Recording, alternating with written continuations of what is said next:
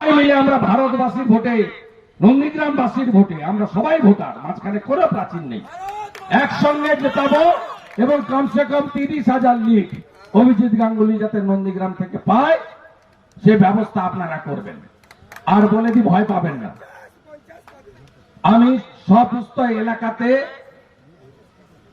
আপনার নিরাপত্তার জন্য যথাযথ ব্যবস্থা নিচ্ছি। 23 তারিখ থেকে ক্যাম্প চালু হয়ে যাবে সেন্ট্রাল ফোর্সে। প্রত্যেক বুথে 8 জন করে কেন্দ্রীয় সুরক্ষা বাহিনী থাকবে, আর প্রত্যেক গ্রাম পঞ্চায়েতে 2টো করে কিউআরটি থাকবে কেন্দ্রীয় বাহিনীর।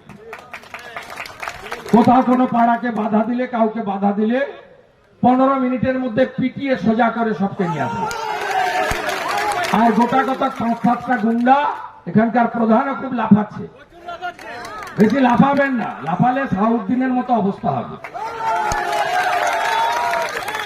লাফালে হাবিবুর রহমানের মতো অবস্থা হবে। একটু স্লো চলুন বন্ধু। শামসুল মিয়া বড় লাফাচ্ছে, এই যে ব্যাংকে চাকরিটা পেয়েছে না, সার্টিফিকেটটা জাল, আমি ঠিক করবো ভোটের পর, বলে গেলাম ঠিক করবো আমি। আমার খাতায় নাম উঠে গেলে খুব মুশকিল আছে, আর কেউ না জানুক, নন্দীগ্রাম জানে। আর আপনাদের বলি, আমরা 12টা প্রদান করেছি, আপনি আসুন হরিপুরের প্রধান।